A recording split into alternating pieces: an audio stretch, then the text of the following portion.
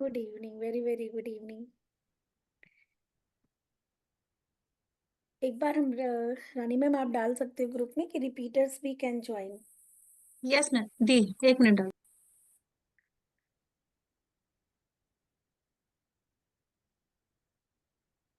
क्योंकि वो रिस्ट्रिक्शन उन्हें लगेगा।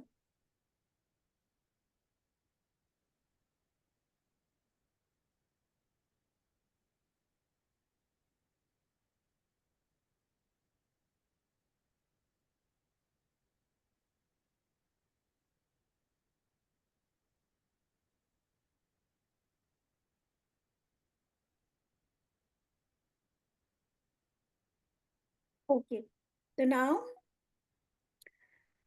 शुभम ने ज्वाइन कर लिया है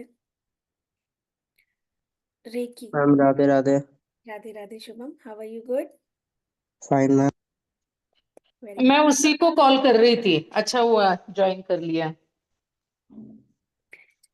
तो सबसे पहले हाथ जोड़ के अपने ईष्ट को, अपने गुरुओं को, अपने पितरों को हम नमन करेंगे, अपने माता पिता का आशीर्वाद लेंगे। वो इस लोक में है या परलोक में है, जिनकी वजह से ये शरीर हमें मिला। दिल से 2 मिनट के लिए आंखें बंद करेंगे। आप अपने पितरों का ध्यान करें, अपने कुल देवी देवता का ध्यान करें, अपने सभी गुरुओं का ध्यान करें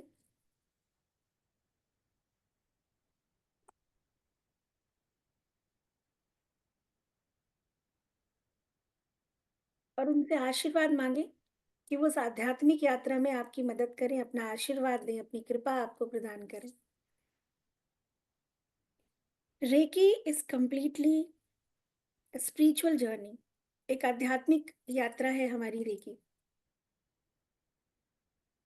भौतिक और आध्यात्मिक। हम जब अपने धर्म की बात करते हैं मतलब जो भी आप रिचुअल्स फॉलो करते हो ना एवरी डे, अपने अपने धर्म के according you you follow the your rituals, right. सुबह उठना, मंदिर में पूजा करना, कुछ लोग मंत्र चैंटिंग करते हैं, कुछ लोग रेगुलर मंदिर जाते हैं, कुछ लोग अदर अदर वे में अपने अपने धर्म को फॉलो करते हैं। कुछ रूटीन में करते हैं, कुछ जब मन में आए तब करते हैं। वो हमारा धर्म हमें सिखाता है, जो कि बहुत ज़रूरी है इस दुनिया में, समाज में संतुलन बनाए रखने के लिए, अपनी धर्म की परंपरा को आगे चलाए रखने के लिए, है ना। और हर कोई करता है, हर कोई भगवान में बिलीव करने की बात करता है, हर कोई ईश्वर को मानता है। लेकिन ये भी सत्य है कि जब कोई बड़ी समस्या आती है तो हम देखते हैं कि जितना हमको ईश्वर से उम्मीद है, शायद ईश्वर हमें उतनी मदद नहीं कर पाता है ना। क्या जिनके साथ समाज में गलत होता है, क्या आपको लगता है क्या वो नास्तिक हैं? क्या वो मंदिर नहीं जाते? क्या वो पूजा नहीं करते? क्या उनके घर में पूजा पाठ नहीं होता? कि वो अपने धर्म को नहीं मानते? कि उनका कोई ईष्ट नहीं होगा? जब कोई एक्सीडेंट किसी का होता है, किसी को मेजर बीमारी निकल के आ जाती है, जब किसी बच्ची के साथ रेप होता है, जब कहीं मर्डर होता है, कोई बड़ी दुर्घटना हो जाती है, तो आपको लगता है कि क्या जिनके साथ ये सारी चीजें हुई हैं, क्या वो लोग ईश्वर को नहीं मानते थे? या उनके घर वाले क्या ईश्वर को नहीं मानते थे? बताओ। जिनके साथ कोई घटना, बड़ी घटना, दुर्घटना हो जाती है, क्या वो लोग ईश्वर को नहीं मानते?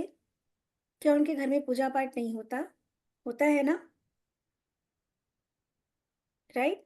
हमने देखा है कि वो मंदिर भी जाते हैं, पूजा करते हैं, फिर भी उनके साथ घटना अगर होनी होती है तो होती है। चाहे वो एक्सीडेंट हो, चाहे वो कोई बीमारी हो, चाहे वो रेप जैसी घटनाएं भी हम सुनते हैं आए दिन समाज में। मर्डर की घटना सुनते हैं, चोरी डकैती की घटना सुनते हैं। कोई क्रॉनिक, किसी को बहुत अचानक बैठे बैठे कोई बीमारी हो गई, अचानक से बहुत बड़ा लॉस हो गया, 2 लोगों का डिवोर्स हो गया, पूजा पाठ कर रहे हैं, बच्चे नहीं हो रहे। कहने का मतलब है क्या ये लोग आस्तिक हैं? क्या ईश्वर में इनकी आस्था नहीं है? लेकिन हमने देखा इसके बाद भी ईश्वर इनकी मदद नहीं कर पाता। पता है क्यों? क्वेश्चंस भी आते हैं हमारे पास कि मैम, जो लोग भगवान को मानते हैं फिर उनके साथ इतना बड़ा हादसा कैसे होता है? तो हम कहाँ मानते हैं भगवान को, आप मुझे बताओ। अगर कोई मुझे मानेगा या आपको मानेगा तो आपके कहे हुए वर्ड्स को फॉलो करेगा ना। आप जो उसको सिखा रहे हो, आप जो बता रहे हो, आपकी बताई राह पे चलेगा। हम सिर्फ नाम जपें और उसकी बताई हुई राह से बिल्कुल विपरीत जा रहे, तो इसको मानना कहेंगे? हम किसी का नाम जपें, है ना, लेकिन उसकी एक बात भी ना माने, तो क्या इस हमारा और उसके बीच में वो संबंध स्थापित होगा? क्या हम वाक़ई में ईश्वर को मानते हैं? ईश्वर की बनाई इस पूरी सृष्टि, हर एक व्यक्ति, हर एक मनुष्य को ईश्वर ने बनाया है, हर एक प्राणी को बनाया है, नॉन-वेज खाते हैं, लोगों का अपमान करते हैं, गुस्सा करते हैं, अपना नुकसान करते हैं, ईश्वर की बनाए हुए शरीर का नुकसान करते हैं, दूसरों के प्रेम में पड़ के, है ना, किसी चीज़ की, किसी वस्तु की इच्छा, उसकी चाह में हमको जो मिला है, हम उसका भी सुख नहीं भोगते हैं। तो कहाँ से हम ईश्वर को मानते हैं? जब कोई बड़ी दुर्घटना होती है ना, तो वो व्यक्ति की तड़प हम शायद नहीं समझ सकते कि वो कितना तड़प के ईश्वर को बुलाता है, लेकिन ईश्वर मजबूर है, उसकी मदद नहीं कर पाता। जब कोई किसी के साथ कोई दुर्घटना हो रही होती है ना, तो उसका उसका दिल जितना तड़पता होगा कि कोई चमत्कार हो जाए, उसको जितना उसने पूजा-पाठ किया है, जितना दान-पुण्य किया, उसको सब याद आता होगा कि भगवान आए और बचा ले, भगवान कुछ हो जाए, है ना? किसी के घर में जब कैंसर डायग्नोस होता है, किसी घर में कोई दुर्घटना हो जाती है, उसके दिल से पूछो कि वो कितना उस टाइम पे ईश्वर को पुकारता है, लेकिन हर बार क्या ईश्वर आके बचाता है? क्योंकि आपकी पुकार, उस व्यक्ति की पुकार ईश्वर तक नहीं पहुँचती। ईश्वर तक पुकार पहुँचती है आत्मा की, क्योंकि ईश्वर एक ऊर्जा है, आत्मा से परमात्मा जुड़ता है, शरीर से नहीं। और हमने जितने भी कर्म कांड किए जिसकी कि हम दुहाई देते हैं, वो हमने क्या किया? स्वार्थवश किया। हम दान भी करते हैं तो क्या करते हैं, ये सोच के कि ये दान कर रहे हैं, हमारा कोई भला हो जाएगा। तो हमने तो वो दान को कैश कर लिया, है ना? हमने दान पुण्य किया, हमने हम ये दान करेंगे, मेरा ये काम हो जाएगा। हम ये दान करेंगे, मेरे घर में ऐसा हो जाएगा। हम ये रिचुअल कर रहे हैं, इसके बदले में कुछ ऐसा हो जाएगा। तो हमने तो वो कैश कर लिया ना। पुण्य के खाते में कहाँ आपने उसको स्टोर किया कि जब कोई समस्या आपके जीवन में आती है और आप ईश्वर को पुकारते हो, आपके उस कार्मिक अकाउंट में कोई कर्मा आप बचा के रखते हो, नहीं रखते हो। कभी खुद के लिए, कभी बच्चों के लिए, कभी अपने ड्रीम्स के लिए, हम वो सारे के सारे पुण्य, हम सारी की सारी पूजा पाठ कैश कर लेते हैं। मानते हो कि नहीं? निस्वार्थ भाव से कभी किया है? नहीं किया है। करना आएगा ही नहीं। आप, मैं, चाहे कोई भी, हर चीज़ को करने के पीछे ना प्राप्ति की एक इच्छा होती है। निस्वार्थ भाव से हम कब करते हैं? बच्चों को खाना भी बना के खिलाते हो ना 10 बार, 11वीं बार सोचोगे कि यार बच्चे ने तारीफ़ नहीं की, इसमें भी स्वार्थ है। हम बना रहे हैं, हमने मेहनत की, तो तुम हमारी तारीफ़ करो। हर चीज़ में हमें कुछ ना कुछ चाहिए, कभी एप्रिसिएशन चाहिए, कभी कोई उपलब्धि चाहिए, कभी सक्सेस चाहिए, कभी बदले में कुछ ना कुछ चाहिए। तो निस्वार्थ कैसे हो गया? रेकी पता है हमें वो निस्वार्थ जीवन जीना सिखाता है। तो जब आप निस्वार्थ करते हो ना, प्रेम से करते हो, अपनी ज़िम्मेदारी समझ के करते हो, खुद से प्रेम करते हो, जब आप यूनिवर्सल लॉज़ को समझ के काम करते हो, जब आप ये जीवन मृत्यु के, हमने सुना तो बहुत है, आत्मा है, वो शरीर धारण करती है, आपने रेकी में सुना है, बड़े बुजुर्गों से सुना है, लेकिन जब आप उसको आत्मसार करते हो ना, उस रियलिटी में को जब आप जीने लगते हो, तब आपके अंदर एक बदलाव होता है और तब ईश्वर आपको सुनता है, तब आपकी आवाज़ ईश्वर तक जाती है। तब आप अपने लिए या दूसरों के लिए जब कोई दुआ माँगते हो, जब कोई इच्छा करते हो, तब वो इच्छा तथास्तु होती है। वरना हर कोई ईश्वर को बुला रहा है, ईश्वर के पास एक ही काम है। हर कोई कहता है कि मैं दिन-रात पूजा-पाठ में व्यस्त हूँ, क्या उसके जीवन में समस्या नहीं है? जब हम यूनिवर्सल लॉज़ को समझ के कुछ कार्य करेंगे, तब हमारे जीवन में परिवर्तन होगा। तो आप लोग तैयार हैं अपने अंदर काम करने के लिए? वास्तव में ईश्वर से साक्षात्कार करने के लिए उस प्रकृति से, उस परमात्मा से? तो ये जो शरीर है ना, इसके माध्यम से ईश्वर कभी कनेक्ट नहीं हो सकता। उसके लिए हमेशा हमें अंदर जाके अपने आत्मा के बल को बढ़ाना होगा, क्योंकि आत्मा की पुकार से ही परमात्मा आता है। तो आत्मा में वो शक्ति होनी चाहिए ना। परमात्मा तो उससे कनेक्ट है, लेकिन उसकी बैटरी डाउन है। तो आप लोग तैयार हो आध्यात्मिक प्रगति के लिए? भौतिक प्रगति तो कर ली है। जब से पैदा हुए हो भौतिक प्रगति के लिए ही तो हम काम कर रहे हैं। बच्चा स्कूल भेजते हो, आप स्कूल गए, मैं स्कूल गई, आप अपने बच्चों को भेजते हो तो क्या करने के लिए? कि पढ़ लिख के कुछ बड़ा होगा, कमाएगा, पैसा कमाएगा, नाम बनेगा, सफल होगा, है ना? डिग्री लाएगा, उपलब्धियाँ लाएगा, अच्छी-ऊँची पोस्ट पाएगा, लाइफ का कम्फर्ट। तो बच्चे के जन्म से ही ना हम उसको इस भौतिक जीवन में ढकेल देते हैं, पैसा कमाने के लिए। मानते हो कि नहीं? पैसा, पैसा, पैसा, जो कि ज़रूरी है। भगवान श्री विष्णु ने जब पैसे को धारण किया है, तो फिर हम आप बहुत साधारण इंसान हैं। लेकिन भौतिक जीवन में भागते-भागते आध्यात्मिक प्रगति रुक जाती है। और क्यों ज़रूरी है? क्योंकि ये जो यात्रा है ना, ये जो यात्रा है, जो आप जन्म लेते हो, ये आपके शरीर की यात्रा नहीं है, शरीर माध्यम है, आपको पता है। फिर भी बॉडी कॉन्शियसनेस में आके आप इन सब बातों को बिल्कुल किनारे कर देते हो। हमें पता है कि शरीर एक माध्यम है, आत्मा ने जन्म लिया है एक शरीर के माध्यम से कर्म को करके, पिछले कर्मों को भोगने के लिए। फिर भी इसी शरीर को हम सब मान लेते हैं। अगर एक जीवन में कुछ कष्ट कभी-कभी आता है, अध्यात्म ये सिखाता है कि भोग लो और भोग के पार हो जाओ।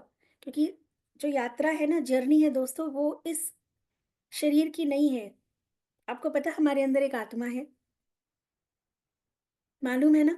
आत्मा का कॉन्सेप्ट किसी को ऐसा है जिसको लगता है कि नहीं, आत्मा जैसी कोई चीज़ नहीं होती? या आप इस शरीर से पहले किसी शरीर में नहीं थे, ऐसा किसी को लगता है? बताओ। जब एक बच्चे का जन्म होता है तो पिछले जन्म के कर्म से ही उसको ये नया जीवन मिलता है ना। तो कोई गरीब पैदा होता है, कोई अमीर पैदा होता है, कोई बहुत गोरा-चिट्टा पैदा होता है, कोई बचपन से ही अपंग अपाहिज होता है। किसी की बचपन से ही भूख नहीं मिटती, माँ को उसके दूध नहीं होता, दूध पिलाने का पैसा नहीं होता, वो बहुत योग्य है, एक्स्ट्रा ऑर्डिनरी उसके अंदर टैलेंट है, लेकिन उसके उसकी एजुकेशन कंप्लीट नहीं होती। एक बच्चा है जिसको मार-पीट के एक का 10 पैसा खर्च करके उस बच्चे की पढ़ाई कराई जाती है। एक है जो पढ़ने में सक्षम है लेकिन उसके माँ-बाप के पास पैसा नहीं है, सर्वाइवल। एक व्यक्ति का सर्वाइवल है ना, पिछले जन्म से ही डिसाइड हो जाता है कि इस जन्म में हमको क्या-क्या मिलेगा। समय के अकॉर्डिंग धीरे-धीरे आपके जीवन में परिवार के रूप में पहला पहला आपके जीवन में कौन आता है? आपके माता-पिता। जब आप पैदा होते हो तो कौन आता है? माता-पिता, राइट? घर का एक माहौल, अच्छा माहौल या बुरा माहौल, घर में अशांति का माहौल है या शांति का माहौल है। आप और मैंने तो नहीं चूज़ किया ना कि हमें एक पंगे वाले घर में पैदा होना है या एक बड़े डिसेंट सी फैमिली में आना है ना? एक ऐसे घर में पैदा होना है कि 10 बार रोने के बाद तो माँ काम से छुट्टी पाके दूध पिलाएगी, कि एक ऐसे घर में है कि आया लेके दौड़ रही है आपको। एक ऐसे घर में है कि एक खिलौने पाने के लिए तरस रहे हैं, एक ऐसे घर में है कि 10, 20, 50,000 के खिलौने आ रहे हैं, कुछ उसका वैल्यू ही नहीं है। तो ये हमने आपने चूज़ किया था। ये जेंडर, ये रूप-रंग, लड़की पैदा होना है, लड़का पैदा होना है, किस घर में होना है, कैसे घर में होना है, कैसा होना है, नहीं ना? तो पूरे जन्म के कर्म से आपको चीज़ें मिलती हैं, राइट? ये समझ में आ गया? तभी सबका जीवन अलग-अलग होता है, सबका रूप, रंग और पिछले जन्म के संस्कार। आप और मैं पिछले जन्म में भी कुछ कर रहे थे ना, एक शरीर में थे, बहुत कुछ सीखा था, बहुत कुछ इच्छाएँ थीं, जो पूरी हुई, कुछ नहीं हुई, वो सब मिला-जुला एक कॉन्शसनेस लेके एक आत्मा दूसरे शरीर में आती है। इसलिए एक घर के जब 2 बच्चे होते हैं, दोनों के व्यवहार में आप ज़मीन-आसमान का अंतर देखोगे। एक बहुत अच्छा हो सकता है पढ़ाई में हो, मेबी एक बच्चे का पढ़ाई में मन ही ना लगता हो, एक ही डीएनए है ना, एक ही घर का माहौल है, एक ही माँ-बाप का खून है, एक ही खानदान है, एक ही परवरिश है, लेकिन फ़र्क है, क्योंकि वो आत्मा 2 अलग-अलग बैकग्राउंड से आई है। इतना क्लियर है आप लोगों को कि हम सब इसके पहले भी तमाम शरीर में थे, ये पहला शरीर नहीं है ना? इतना क्लियर है? तो थंब ही दिखा दीजिए, बहुत सारे लोग के कैमरे कहने के बाद भी ऑफ है।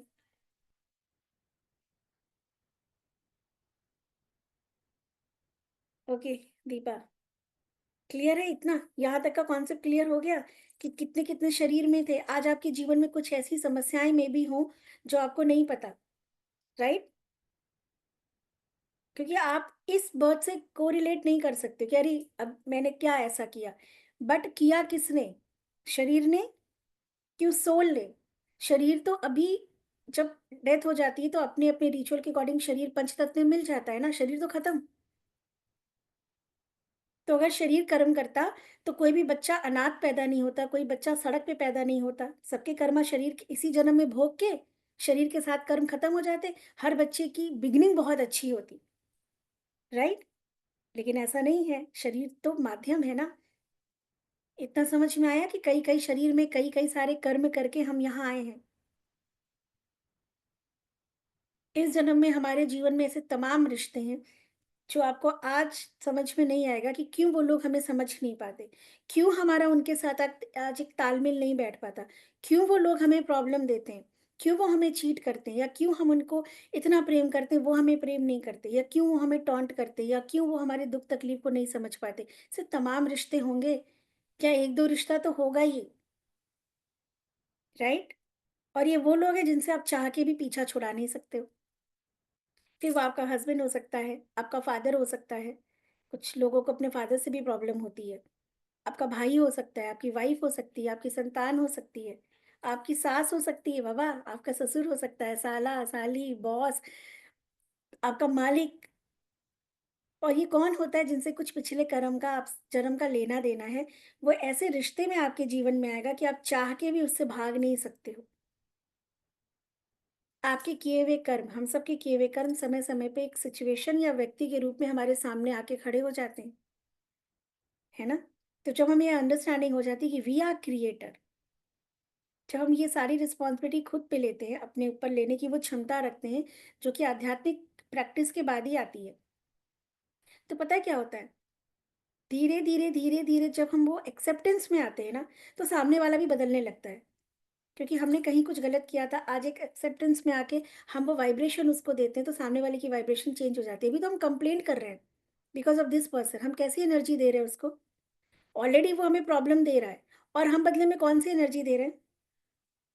हेट वाली, रिजेक्शन वाली, कंप्लेंट वाली। तो सामने वाला व्यक्ति तो और ज़्यादा हमें परेशान करेगा ना।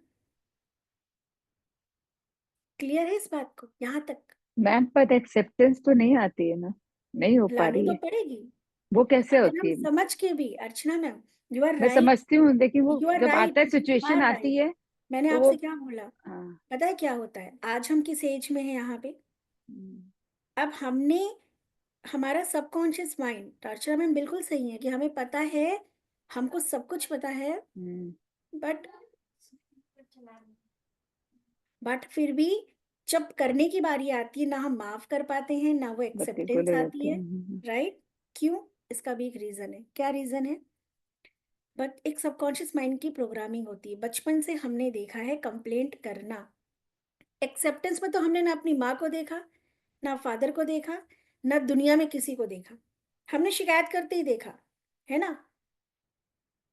एक्सेप्टेंस में किसको देखा? एक्सेप्टेंस का मतलब क्या समझा हमने? कि मजबूर है, वो व्यक्ति बोल नहीं सकता पर टॉर्चर है। उस आदमी को अंदर-अंदर हमने क्या घुलते हुए देखा, कोई व्यक्ति बोल नहीं सकता, तो वो अंदर-अंदर उसको बीमारी हो जाती है। हमने ये एक्सेप्टेंस का कॉन्सेप्ट देखा ही नहीं आज तक, तो जो चीज़ देखी ही नहीं, उसको करने में, इम्प्लीमेंट करने में हमें समय लगता है, क्योंकि हमारी कॉन्शियसनेस को ये चीज़ नहीं पता कि एक्सेप्टेंस जैसी चीज़ भी होती है। सरेंडर जैसी चीज़ सुना है, कोई चीज़ आपने सुनी हो, कभी देखी ना हो, आप उसको एक्सप्लेन कर सकते हो।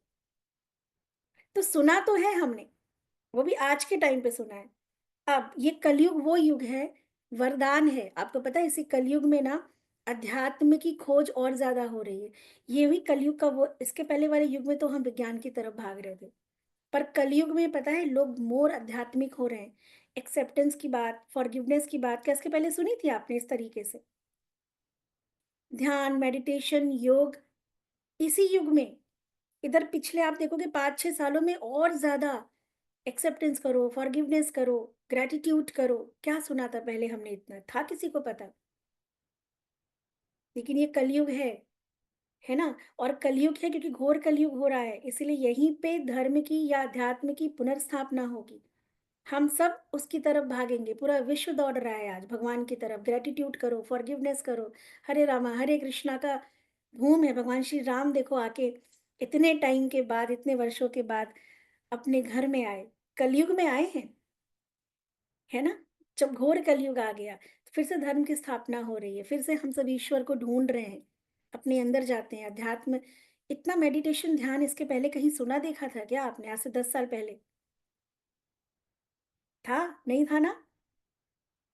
जितना आज हर व्यक्ति, मुझे लगता है छोटे-छोटे बच्चे को मेडिटेट हम लोग करा रहे हैं। आज हर आदमी जानता है चक्र क्या होते हैं, मेडिटेशन क्या है, ध्यान क्या है, मंत्र है, तमाम दुनिया भर की बातें हमको पता है आज।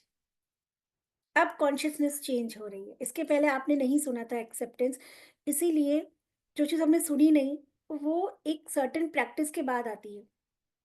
आज मैंने कहा, कल आप कर लो, नहीं हो सकता।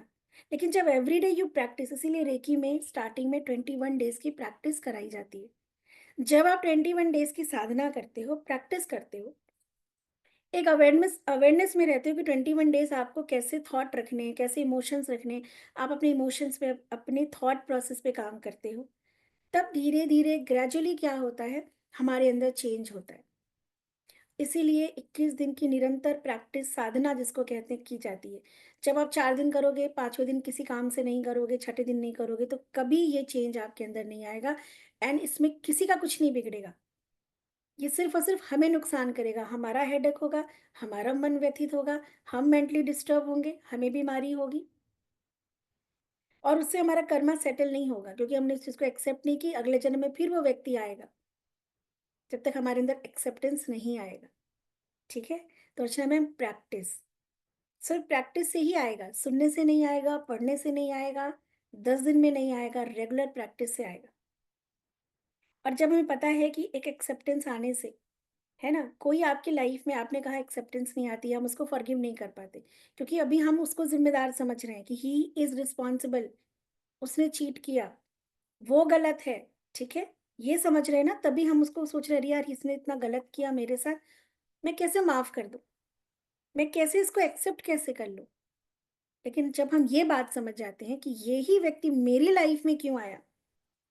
Why I am going with through this pain या दिस सफरिंग या this situation, why I am. और जब हम ये बात समझ लेते हैं कि यूनिवर्सल लॉ ये कहता है कि जो कर्म के बीज तुमने बोए नहीं, है ना, उसका फल कभी तुम्हारे जीवन में आएगा नहीं। धन की खेती नहीं की थी तो धन नहीं आया, ठीक है? तो अगर हमारे सामने कोई कड़वा फल आया है, राइट, कर्मा तो आएगा ना, और ऐसे रूप में आएगा जिससे कि हम बच नहीं सकते। कोई प्रिय ही हमें तकलीफ देके जाता है, कोई बाहरी अगर हमें करेगा तो हम उससे, हमें क्या फ़र्क है? हम उसको ब्लॉक कर देंगे, राइट? जिससे हमें फ़र्क पड़ेगा, कर्म उसी व्यक्ति के रूप में हमारे जीवन में आएगा। एंड कभी-कभी, आज आपको इससे एक अलग बात बताती हूँ, जो कई क्लासेस में बताई है। ट्रस्ट मी, एक मेजरली मेरे पास जो केसेस आते हैं, क्या होता है कि वो अपने लाइफ में अपने लाइफ पार्टनर से कहीं न कहीं हर्ट होते हैं, उन्हें तकलीफ हुई रहती है ना? वो कमिटमेंट, वो बॉन्डिंग या वो लॉयल्टी, या उनके पार्टनर ने उनको चीट किया, कुछ ऐसी चीज़ें होती हैं, ठीक है? या वो बहुत ज़्यादा ऐसा है, डोमिनेटिंग है, ठीक है? हमें लगता है कि he as a person he is very good और she is very good. But जब एज़ अ पार्टनर की बात आती है तो वो डोमिनेटिंग है, या उसने हमें ज़िंदगी भर समझा नहीं, अपने तरीके से चलाया, ब्ला-ब्ला चीज़ें होती हैं, different different situation in every partnership में होता है, राइट? यहाँ पे पता है क्या बात है? जब एक आत्मा शरीर छोड़ती है, आत्मा ने शरीर छोड़ा, 13 दिन तक आपको पता है कि उसको बॉडी नहीं मिलती है, राइट? तो जब आत्मा शरीर छोड़ती है तब वो प्योर सोल कॉन्शियसनेस में है। अब वो ये बॉडी नहीं है, और उसने कई जन्म ले चुके हैं, उसे किसी से अटैचमेंट नहीं है अब। समझ रहे हो इस बात को? सोल तो कितने सारे शरीर में कितनी बार शादी कर चुकी है, कितनी बार माँ बन चुकी है, कितने माँ-बाप उसके हो चुके हैं, कितने यार दोस्त बन चुके हैं। तो सोल जब बॉडी रिलीज़ करती है ना, उसको किसी से कोई अटैचमेंट नहीं होती, वो सोल कॉन्शियसनेस में होती, प्योर सोल कॉन्शियसनेस में। बट उसको ये पता है कि अब उसको क्या चाहिए, आपको पता है? आप जब थक जाते हो, आपको क्या चाहिए होता है? आपका घर दिखता है ना, कि यार मुझे बस घर पहुँच जाऊँ। सोल को पता है कि ये परमानेंट एड्रेस नहीं है, मुझे मोक्ष मिलना है, मतलब इस जीवन मृत्यु से पार जाना है, लेकिन मैं तब तक नहीं जा सकती जब तक मेरे डेब्ट क्लियर नहीं होंगे। जब तक जो भी मैंने कर्म, कोई इच्छा भी की, जब तक भोग नहीं लेंगे ना, तब तक नहीं जा पाएँगे। तो जब वो देखती है कि मेरे कौन-कौन से कर्माज़ अभी बचे हुए हैं, तो सोल एक्चुअल में चूज़ करती है। कभी-कभी क्या होता है, वो देखती है कि यार इस जन्म में ना मैंने किसी एक रिलेशन में ही पूरी ज़िंदगी जी ली। कुछ लोग होते हैं ना, दे आर वेरी हैप्पी, बहुत खुश हैं दूसरे के साथ। वो ना तो कुछ और करते हैं ज़िंदगी में, है ना? कुछ पर्पज़ ही नहीं है, एक-दूसरे में ही खोए हुए हैं। या एक-दूसरे से कंप्लेन करते हुए किसी एक व्यक्ति के लिए रोते-गाते पूरी ज़िंदगी आदमी ने अपनी खराब कर ली। सोल चूज़ करती है, उसको लगता है कि इस एक वजह से ना मैंने अपनी ये जो पूरी लाइफ़ मेरी थी, इसमें मुझे बहुत सारे पेंडिंग कर्मास करने थे, लेकिन मैंने उन सब चीज़ों को अपॉर्च्युनिटीज़ आने के बाद भी नहीं किया। तो सोल चूज़ करती है कि इस एक जन्म में मुझे किसी लॉन्ग टर्म रिलेशनशिप में नहीं बनना। सोल चूज़ करती है कि मुझे किसी कमिटमेंट में नहीं जाना, ठीक है? सोल का ये प्री प्लान्ड होता है, जो कि फैक्ट है। सोल चूज़ करती है कि इस जन्म में मैंने बहुत गलत तरीके से धन कमाया, ठीक है? अब ये कर्मा मुझे पे बैक करना पड़ेगा, तो सोल चूज़ करती है कि मुझे इस जन्म में धन के अभाव में रहना है, क्योंकि ये मेरा कर्मा है, I have to. Go through जो मैंने गलत तरीके से कमाया, पैसे की जो लालच, जो ग्रीड थी, क्योंकि सोल को पैसा नहीं चाहिए, रिश्ता नहीं चाहिए, एंड ट्रस्ट मी, उसको सिर्फ मोक्ष चाहिए। उसे पता है भैया ये कर्म गलत किया था, माया में फंस के, प्रेम में फंस के, पर अब वो सोल कॉन्शियसनेस है, वो सब कुछ देख सकती है, वो चूज करती है कुछ अपने कर्मास पेंडिंग, एंड एक नए शरीर में आती है। जो भी मैंने कहा ना, आपने मैंने चूज नहीं किया, हम ही चूज करते हैं, कोई ईश्वर नहीं बैठ के चूज करता, trust me. Ishwar is just energy, उसके लॉस काम करते हैं।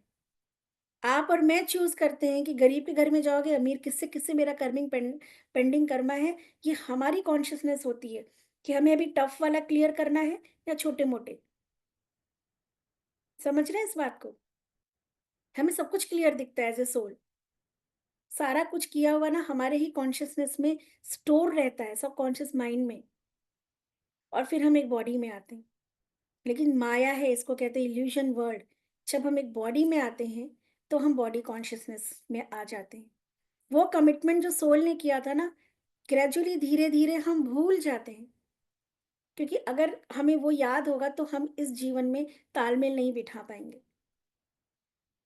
एंड सोल जब इस उसमें आती है, राइट, अगर पहले से उसको गाइड कर दिया जाए, ये जो हम पत्रिका देखते हैं, जो आप लोगों का हम लोग चार्ट देखते हैं, अगर एक बच्चे का चार्ट पहले देखा जाए और देखा जाए इसके, अब वो जिसने चूज किया कि मेरे को ना लॉन्ग टर्म्स रिलेशन में नहीं जाना, उसके विवाह वाला जो भाव है, सातवां भाव जिसको कहते हैं, उसमें कोई ऐसे ग्रह बैठे आपको मिले दिखेंगे कि पत्रिका में दिखेगा इसके शादी के योग में प्रॉब्लम है, इसका डिवोर्स है, इसका ऐसा, इसका वैसा। क्यों? क्योंकि वो कर्मा उसको मालूम था कि मुझे भोगना है। पर हम यहाँ आने के बाद रेडी नहीं होते, हमारे लोग नहीं रेडी होते, हमारा परिवार, हमारा समाज, और फिर हमें ये रेमेडी, ये कर्म, वो कर्म कराते कराते क्या करने आए थे और क्या करने लगते हैं। तो आज नहीं कल, जैसे आज ये आध्यात्मिक क्लास में आप बैठे हो ना, आज नहीं कल ईश्वर, क्योंकि वो हमारा परम पिता परमेश्वर है। जैसे हम अपने बच्चों को भेजते हैं ना अच्छे टीचर के पास कि जाओ लर्न करो स्किल, परमात्मा हमें एक आध्यात्मिक टीचर के पास भेजता है कि तुमको ये सब जानना भी जरूरी है। और तब हम धीरे धीरे इस ज्ञान को सीखना शुरू करते हैं, समझना शुरू करते हैं, और फिर धीरे धीरे हमारी जीवन से शिकायतें बंद हो जाती हैं, हम एक्सेप्टेंस में आ जाते हैं, हमारे अंदर का आत्मबल इतना बढ़ जाता है कि जिन चीज़ों से अभी आप परेशान हो रहे हो, डिस्टर्ब हो रहे हो ना, वो चीज़ें आपको कुछ लगेंगी ही नहीं। ये एक बहुत बड़ा कॉन्सेप्ट है जो मुझे लगा आज आपको बताना ज़रूरी है। फिर ईश्वर एक चीज़ और देता है, फ्री विल। ये फ्री विल हमारे साथ है, क्योंकि ना ईश्वर कुछ समझाता है, अगर उसे कुछ करना होता ना तो कम से कम किसी बच्ची का गैंग रेप नहीं होता, ट्रस्ट में। अगर वो रोक सकता, वो नहीं रोक सकता, वो आपको नहीं रोक सकता, मुझे नहीं रोक सकता। रुकेगा वही जो अपने अंदर की आवाज सुनने लगता है, वरना हम रुकते नहीं हैं। हम आप सब क्या आप अपनी गारंटी लेते हैं कि आपसे गलत चीजें नहीं हुई हैं? सबसे हुई है ना? क्या करते हुए हमें पता नहीं होता? पर जब हम रेकी में आते हैं, हमारे शरीर में 7 चक्र होते हैं। इन 7 चक्रों पे जब हम काम करते हैं, देखो अगर आपने इच्छा की है कि मुझे बहुत धन चाहिए, आप धन के लिए भी परेशान हो, वो इच्छा की पूर्ति भी ना हुए, आपका मोक्ष भी नहीं, ये भी सत्य है। तो ईश्वर हमें मौका देता है, हमारे कर्म की वजह से कभी कुछ खराब लोग भी आते हैं हमारे जीवन में कष्ट देने, कभी कोई ज्ञान देने भी आता है। ये भी आपका ही कर्म है कि आप ज्ञान आज ले रहे हो, आपका ही कोई कर्म था, कोई पुण्य था कि आपको ये ज्ञान भी मिल रहा है। यहाँ नहीं तो यहाँ भटकाने वाले बहुत हैं मार्केट में, राइट? अभी आप किटी कर रहे होते, क्लबिंग कर रहे होते, पता नहीं कुछ और कर रहे होते, कोई बैठ के आप टीवी पे कोई सीरीज देख रहे होते, है ना? ठीक है, बट आज हम यहाँ बैठे हुए हो, ये भी आपके कोई पुण्य कर्म है। तो ईश्वर हमें मौका देता है कि तुमने जो इच्छा की है उसको प्राप्त कैसे करना है। आज से आपके कल से आपका आज है, आपके आज से आपके आने वाला कल है। तो अपने आज में आप कैसे ऐसे कर्म करो कि आने वाला कल आपका वैसा हो जैसा आप देखना चाहते हो, जैसा आप अपनी जिंदगी में जो पाना चाहते हो। क्योंकि इस ब्रह्मांड में हर चीज तथास्तु है। बैलगाड़ी से लोग आसमान तक पहुंच गए, इच्छा शक्ति से ना, अपनी सोच से, सोच के संकल्प से। तो यार जब धरती से आसमान तक पहुंच गए, एक ग्रह से दूसरे ग्रह में छलांग लगा ली हमने, तो हम क्या, और हम छोटी छोटी चीजों के लिए परेशान होते आप हैं, हमारे लिए वो असंभव हो जाता है, कुछ भी आप असंभव। कैसे हो? बस एकदम बढ़िया। आप कैसे हो? कविता मैम म्यूट कर मेरे लो। को फ्राइड राइस है ना वेज। हमारी देखो कविता मैम का लगन, शी इज आउटसाइड, वो ड्राइविंग कर रही है फिर भी she is learning. Kavita ma'am जिनकी भी अभी आपने आवाज सुनी, शी इज लर्निंग। ये करीब 3 साल पहले मुझसे कनेक्ट हुई थी। उस दिन की कविता मैम और आज की कविता मैम में जमीन आसमान का अंदर है। क्यों? क्योंकि इन्होंने अपने पे काम किया, क्वेश्चन नहीं किया, जो सीखा उसको इम्प्लीमेंट किया। जो लोग इनको जानते हैं वो ये बात जानते हैं कि इन्होंने अपने ऊपर काम किया है। देखो शी इज ड्राइविंग, अभी भी ड्राइव कर रही है, बाहर खाना ऑर्डर कर रही, बट क्लास कर रही है। ये लगन होना चाहिए, है ना? ठीक है। रेकी के कुछ नियम हैं। रेकी क्या है? रे मतलब यूनिवर्स। आप जो सीखने जा रहे हो उसके बारे में पता भी तो होना चाहिए। रे मतलब यूनिवर्स, की मतलब ऊर्जा, ये एक जापानी वर्ड है।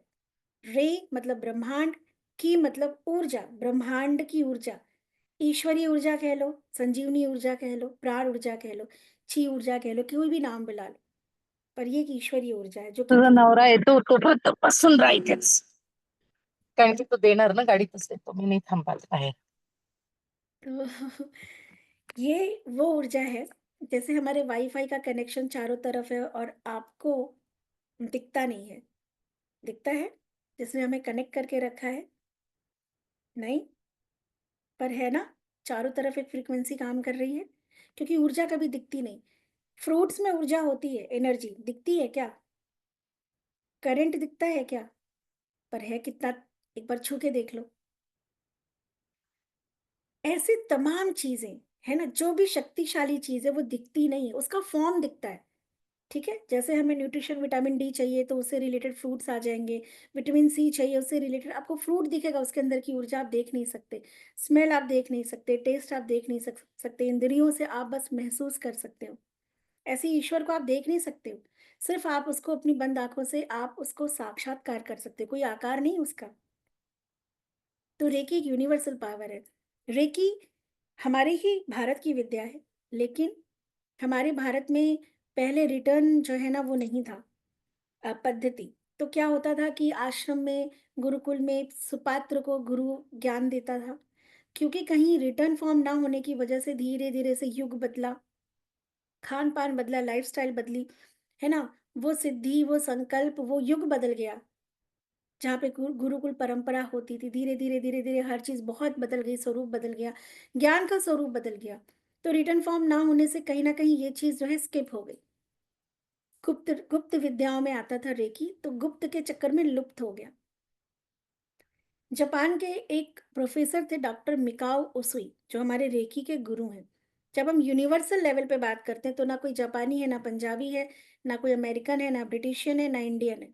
हर एक व्यक्ति उसी ईश्वर के द्वारा बनाया गया, है ना, पंच तत्व से बना हुआ एक ह्यूमन बॉडी है, जिसके अंदर वही ईश्वरीय शक्ति वास कर रही है। तो मिकाओ सर जो थे, डॉक्टर मिकाओ उसुई, वो जापान के थे। वो एक प्रोफेसर थे और साथ में एक स्पिरिचुअल पर्सन थे। उनके पास बड़े प्रश्न होते थे, जैसे मेरे और आपके पास बहुत प्रश्न होते हैं ना, उनके पास भी बड़े प्रश्न होते थे।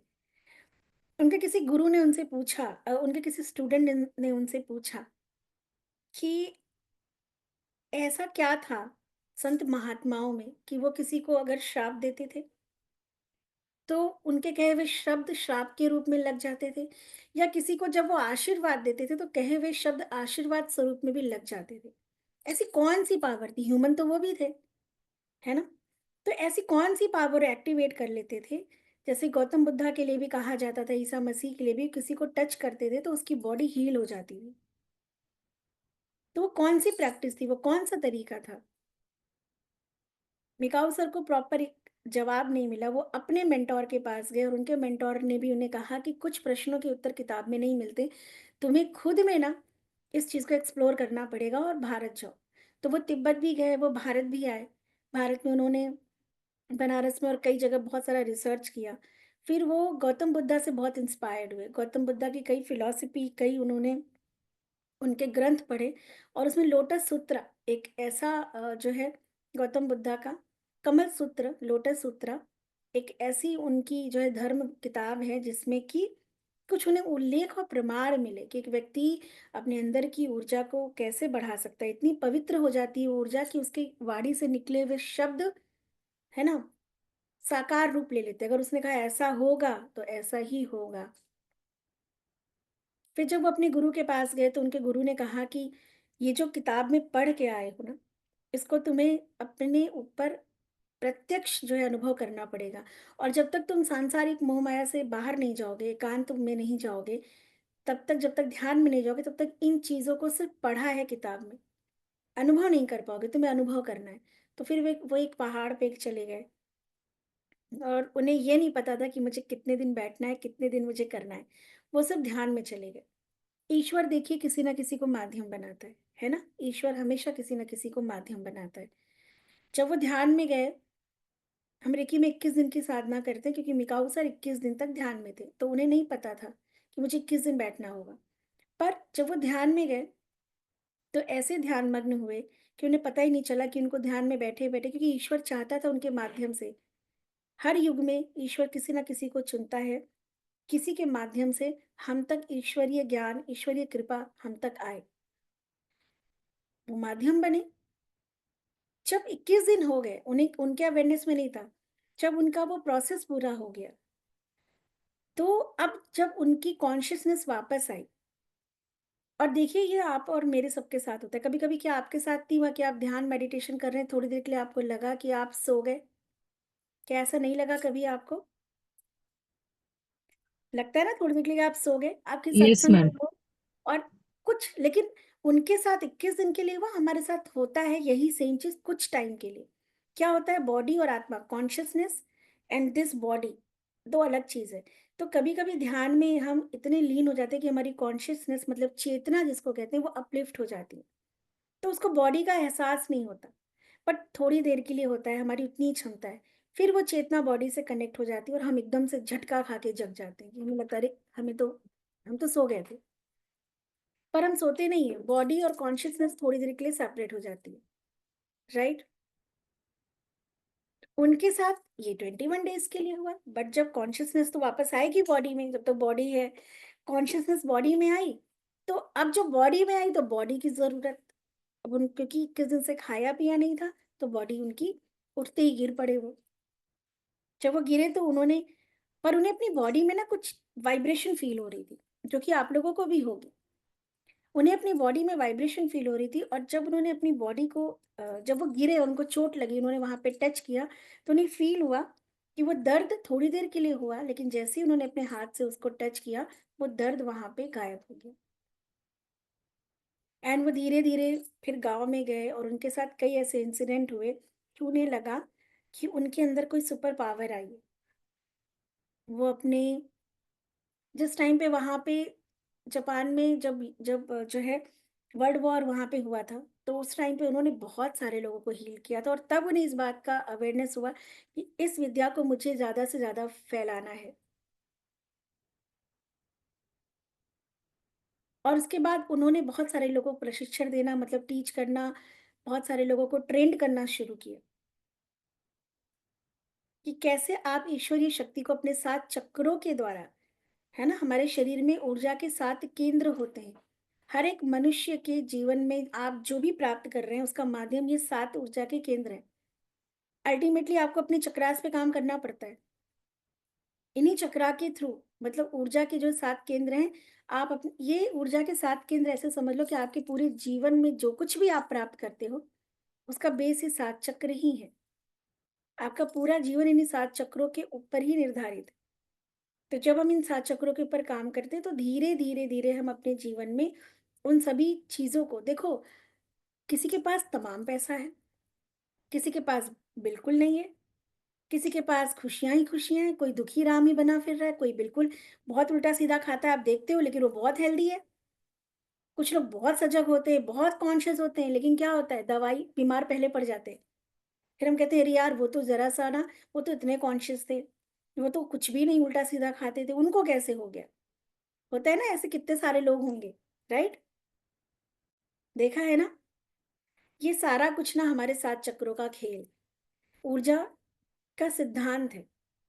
ठीक है, अभी हमने आज क्लास में क्या पढ़ा, लॉ ऑफ कर्मा, हमने जो भी कर्म किए हैं, जो कर्म का बीज बोया है, उस बीज का फल, कर्म 3 प्रकार के होते हैं, प्रारब्ध, संचित और क्रियामान। क्रियामान ये जो हम कर रहे हैं, प्रारब्ध जो फ्रूटिफाई हो गए, जो आपके लाइफ में किसी सिचुएशन के रूप में आ गए, अच्छा या बुरा, सक्सेस या फेलियर, प्यार या अपमान, अटैचमेंट, या कोई आपको निग्लेक्ट कर रहा है, इग्नोरेंस, है ना, पैसा या तंगी, स्वास्थ्य या बीमारी, अच्छे लोग या तंग करने वाला परिवार, राइट। ये वो लोग हैं, प्रारब्ध कभी बदलता नहीं है, राइट।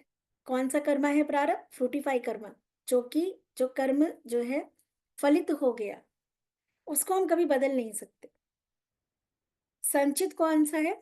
जो भी पेंडिंग है, विच इज वेटिंग, संचय हो रहा है अभी, है ना, विच इज वेटिंग। फिर एक सिचुएशन, एक इन्वायरमेंट जब तैयार होगा तो वो संचित कर्मा से भी आपके, और आज के कर्म ही संचित में जाते हैं। इसीलिए एवरी डे मेडिटेशन और ध्यान करना बहुत जरूरी है, बिकॉज अब जब आप एवरी डे आप ध्यान करते हो तो पता है क्या होता है, आप बहुत कुछ गलत करने से बच जाते हो। तो आज के अच्छे कर्म आपके, कहीं कुछ बुरे कर्मों को, पता है, कर्म से कर्म को काटा जा सकता है। आपके कर्म से बीमारी आई, आपके अच्छे कर्म से कोई अच्छा डॉक्टर आएगा, अच्छी, ऐसा नहीं कि बीमारी आना, रेकी में हम हैं तो हम बीमार नहीं होंगे या ऑपरेशन नहीं होगा, लेकिन क्या होगा, किसी कर्म से ऑपरेशन हुआ, बीमारी आई, अच्छे कर्म से अच्छा डॉक्टर मिलेगा, अच्छी हीलिंग होगी, जल्दी रिकवर होगे, फटाफट नॉर्मल लाइफ में आ जाओगे, है ना। नहीं तो क्या होता है, आदमी लंबा संघर्ष करता है, केस ही खराब हो जाता है, राइट। तो आज के कर्म आपके पिछले कर्मों को काट सकते हैं। ऐसे संचित कितने कर्म होंगे जो हमें दुख दे सकते हैं। तो जब आज की अवेयरनेस में आप अपने आज में जब अपने ऊपर काम करते हो तो आने वाले कल में बहुत सारी संभावनाएं बदल जाती हैं। तो आने वाला कल आपको अच्छा बनाना है कि नहीं बनाना है, बताइए। आने वाला कल अच्छा बनाना यस मैम। है ना। जो भी हमारे नए चेहरे हैं पर्दे के पीछे, right. Ma'am ma'am on reiki है से कैमरा, पर देख नहीं पा रहे आप, लाइट मैम रेकी बंद है। से चक्रा हीलिंग भी हो जाती है, रेकी मेडिटेशन से। अर्चना मैम, चक्र हीलिंग तो करते हैं हम लोग। लेवल 2 में हम चक्र पे ही तो आप लोग को मैंने सिंबल बनाना सिखाया है। आज हमने एक इंट्रोडक्शन लिया था, रेकी क्या है। तो क्या आप पूरी तरीके से तैयार हैं अपने आप को बदलने के लिए? पहला लॉ हमने क्या सीखा, लॉ ऑफ कर्मा। दूसरा लॉ, लॉ ऑफ अट्रैक्शन, जो आप लोग बहुत ज्यादा सुनते हैं, आकर्षण का नियम। यूनिवर्सल कुछ लॉज प्रिंसिपल्स हैं, आप माने या ना माने, पर वो पहले भी काम कर रहे थे, आज भी काम कर रहे हैं। और जब तक ये सृष्टि है तब तक लॉ ऑफ अट्रैक्शन, मतलब एक वाइब्रेशन, क्योंकि ग्रेविटी है ना, अर्थ में ग्रेविटी है, हमारे अंदर ग्रेविटी है। हम जो थॉट रिलीज करते हैं वो वही मैनिफेस्ट होता है।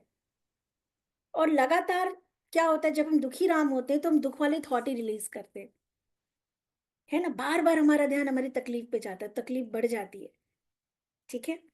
लॉ ऑफ अट्रैक्शन क्या है, आकर्षण का नियम क्या है, जिस चीज को, जिस विचार को आप बार बार, जिस भाव को पैदा करेंगे वो चीज बढ़ जाएगी। यूनिवर्स में कुछ अच्छा बुरा नहीं है, वो सिर्फ देना जानता है।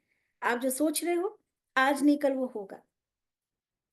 दिमाग की शक्ति, सोच की शक्ति है ना, ये लैपटॉप, ये मोबाइल, बैलगाड़ी से हम कहाँ से कहाँ पहुंच गए, है ना। दिमाग की तो शक्ति है, सोच ही तो साकार हुई। आज से 100 साल पहले, 200 साल पहले अगर कोई मोबाइल की बात करता, लैपटॉप की बात करता, कि 7 समंदर बैठे हुए व्यक्ति को भी ना हम देख सकते, तो लोग कहते तू पागल है क्या, है, खुद को भगवान समझता है, ऐसे ही बोलते हैं ना, कि ऐसा कैसे हो जाएगा, कोई अमेरिका में बैठा और तुम उसको देख लो, बात करने के लिए तो ट्रंक कॉल बुक करना पड़ता है, यही कहा जाता है ना, इसका दिमाग फिर गया है। पर आज देखो, चमत्कार ही तो है। 200 साल पहले ये चमत्कार नहीं था, बताओ। लेकिन कैसे हुआ, किसी ने सोचा। तो सोच में कितनी शक्ति है, पर सोच में वो पैशन होना चाहिए, पता है, जो कि कभी कभी आपके अंदर नहीं होता है। हम सोच ही नहीं पाते, हम प्रॉब्लम में ही उलझे हुए हैं, राइट। सबसे पहले अपने शरीर का सम्मान करना रेकी में हम सीखते हैं। कल हमारी क्लास होगी, कल एक मेडिटेशन होगा और परसों आप लोग का अटेनमेंट होगा। उसके बाद आप 21 डेज की रेगुलर एक प्रैक्टिस पे जाएंगे। कैसे कैसे करना है मैं आपको बताती जाऊंगी, ठीक है। कल आप जब क्लास में आएंगे तो आपको ऑरा क्लिनजिंग करना मैं सिखाऊंगी। रेकी के 5 प्रिंसिपल पे हम बात करेंगे, बहुत सारी बातें कल करेंगे। आपको ना एक बोल लेके आना है, प्लास्टिक का एक छोटा सा टब आता है या बकेट आता है या आपके घर में स्पेयर रखा हो, जिसमें कि आप अपना ऑरा क्लिनजिंग करोगे, राइट। और वो सिर्फ ऑरा क्लिनजिंग के लिए होगा। ऑरा क्या है? ऑरा हमारे बाहर एक ऐसा ऊर्जा का एक लेयर है जो दिखता नहीं, पर एक ऐसी मैग्नेटिक फील्ड है जिसमें हमारे सारे विचार, हमारे भाव, हमने बचपन से अभी तक जो जो भी चीज़ आप क्रिएट करते हो, सोचते हो, बोलते हो, फील करते हो, है ना, उस एनर्जी से एक वाइब्रेशन फील्ड बनती जाती है। और फिर जितना उसके अंदर मैक्सिमम क्वालिटी ऑफ थॉट जैसा होगा, जैसे कुछ लोग हैं हमेशा परेशानी की बात करेंगे, हमेशा टेंशन की बात करेंगे, हमेशा बुराई करेंगे, उनके जीवन में बुरे बुरे लोग ही आते हैं। एक गया नहीं कि दूसरा आके परेशान करके, because you are inviting, you are vibrating. आप जो फील कर रहे हो वही वाइब्रेट कर रहे हो, आप जो वाइब्रेट कर रहे हो वही आप अट्रैक्ट कर रहे हो, है ना। स्पंदन, वाइब्रेशन। तो आप जो बोल रहे हो समस्या, आप जो अ, किसी की बुराई कर रहे हो, आप जो अपनी तकलीफ को बार बार सोच रहे हो, बोल रहे हो, आप उसी लेवल पे वाइब्रेट कर रहे हो। वाइब्रेशन वही तो है ना जो आप सोच रहे हैं, बार बार जो बोल रहे हैं, स्पंदन आपके साउंड की, आपके थॉट की, आपकी फीलिंग की। और जो आप वाइब्रेट करोगे वही फ्रीक्वेंसी, सेम फ्रीक्वेंसी आप क्या करोगे? अट्रैक्ट करोगे, है ना। तो रेकी में हम कॉन्शियसली 21 डेज के लिए प्रॉब्लम नहीं, समाधान की बात करते, सोल्यूशन की बात करते। लेकिन बात करना और फील करना डिफरेंट है। आप बात कर रहे हो, वर्ड में उतनी एनर्जी नहीं है जितनी आपकी फीलिंग में है। तो हमें फील भी करना है, हमें अपने ऊपर 21 डेज बेसिकली काम करना है। तो क्या जीवन के इस पड़ाव पे आके 21 दिन एक अच्छे बच्चे की तरह खुद पे काम करेंगे, मानेंगे इस बात को कि कुछ बदलाव की जरूरत हमारे अंदर भी है, अपने ईगो, अपनी चीजों को किनारे करके 21 दिन को क्या अपने पर काम करने के लिए तैयार हैं आप लोग? जी मैम। ठीक है, तो कल वो छोटा सा बकेट टब जो भी है आप लेके आइएगा, ठीक है, क्लास में। एंड कल जब आप उठेंगे सबसे पहले सुबह, तो बेड पे बैठ के पहले दिन की शुरुआत करने के लिए भगवान को धन्यवाद करेंगे।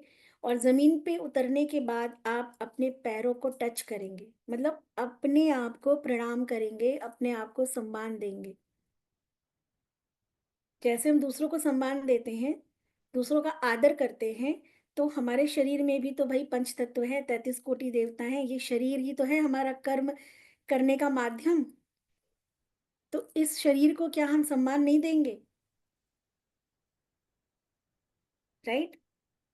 तो जब हम अपने लिए सम्मान पैदा करते हैं, जब हम अपने लिए एक दिन, 2 दिन, 3 दिन बाद जब आप करोगे, आप देखोगे इस चीज से लोगों के अंदर भी आपके प्रति सम्मान की भावना और ज्यादा हो जाएगी। बिकॉज आप जो फील करते हो, आप जो करते हो, दुनिया समाज वही वही हमें फिर रिफ्लेक्ट होके वापस आता है। हम अपने को निग्लेक्ट करते हैं, राइट। तो कल क्या करेंगे? उठने के बाद अपने पैरों को टच करेंगे और अपने आप को सम्मान देंगे, अपने पैर को टच करके, अपना सम्मान करके, भगवान का धन्यवाद करके दिन की शुरुआत करेंगे, ठीक है। इतना कर सकते हैं, बिल्कुल बिल्कुल। गुनगुना सकते हैं, मस्त रह सकते हैं आनंद में। 2 लाइन गा यस। के कल सुबह उठेंगे, मेरे साथ गाएंगे, मैं स्वस्थ हूँ, मैं मस्त हूँ, मैं आनंद हूँ, परमानंद हूँ। गाइए, गुनगुनाइए सुबह। मैं स्वस्थ हूँ, मैं मस्त मस्त हूँ, हूँ, मैं आनंद मैं हूँ, आनंद हूँ पर आनंद हूँ।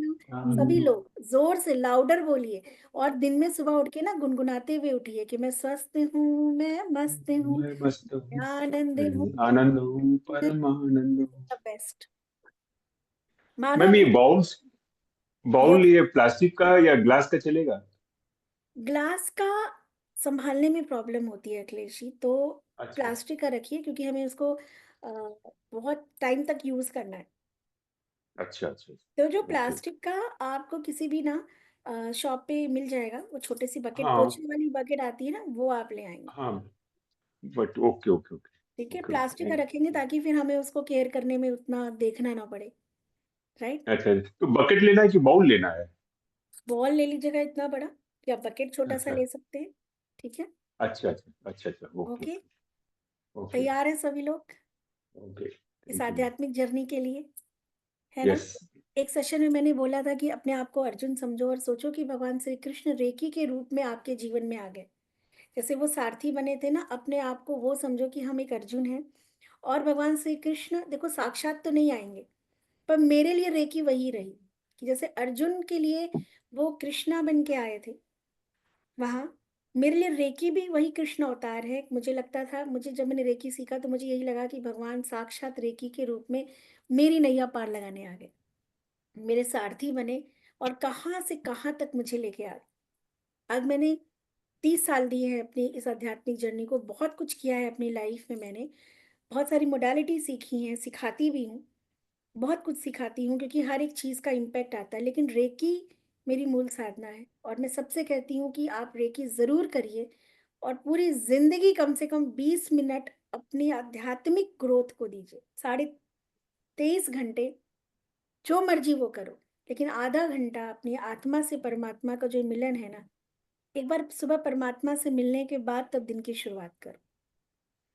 तो तैयार हैं आप लोग पूरी मस्ती के साथ, ओके पूरे यस विश्वास के साथ, झूमते नाचते यस गाते यस हुए लाउडर कह सकते हैं कि वी प्राउड आवर सेल्फ, हमें अपने पर प्राउड है, हम अपने से प्रेम करते हैं, हमारे अंदर भी ईश्वर की 1000 शक्तियां हैं और हम खुश यस रहने के अधिकारी हैं। तो हम गाएंगे, हम खुश हैं, हम स्वस्थ हैं, हम मस्त हैं, हम मस्त है आनंद है, आनंद है परमानंद है, ठीक है? और अपने आप को बोलेंगे आई एम द बेस्ट।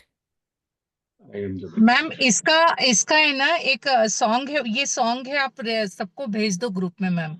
मेरे पास है, मैं आपको भेज दूंगी और यस इसको मैम। लेकिन प्ले करके आपको फिर झूमना है, ऐसे बैठ के नहीं करना यस है, ऐसे यस। बैठ जाना है मैं स्वस्थ हूँ, मैं मस्त हूँ, ये नहीं करना है। आपकी बॉडी की वाइब्रेशन, यस, एनर्जी, एनर्जेटिक, हम जितना आप एनर्जी में फ्लो में रहेंगे उतना पॉजिटिव एनर्जी। देखो, आप दुखी राम हो तो छोटा बच्चा भी आपके पास से ना ऐसे टर्न होके भाग लेगा, अरे इनका मूड सही नहीं। तो जब, लेकिन जब आप झूमते हो, नाचते हो, गाते हो, हाई एनर्जी, हाई फ्रिक्वेंसी में रहते हो, तो आपके साथ हाई फ्रिक्वेंसी वाली चीज ही ट्यून होंगी। हाई फ्रिक्वेंसी मतलब all the positive vibrations, all the positive लोग, सक्सेस, हैप्पीनेस, ये बहुत पॉजिटिव वाइब्रेशंस है ना? और कुछ भी असंभव नहीं है। तो हम ये असंभव शब्द नहीं बोलेंगे, हम बोलेंगे हमारे लिए सब कुछ संभव है। क्या बोलेंगे आज से? हमारे लिए सब कुछ सब संभव कुछ है। संभव है सब ना? कुछ संभव।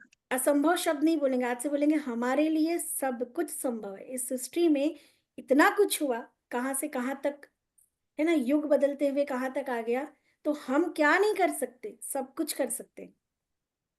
तैयार है सब कुछ करने के लिए अपने जीवन में यस अपने मैम। हिसाब से, यस ठीक है? मैम बिल्कुल all the very best, love you all, बहुत सारा लव प्यार, यू बहुत मैम। सारा आभार। हम कल मिलेंगे एक बाल्टी और जो है उसके साथ और अपने पैरों को टच करना मत भूलिएगा, अपने को सुबह उठ के सम्मान देना मत भूलिएगा, अपने को प्यार करना मत भूलिएगा, ठीक है?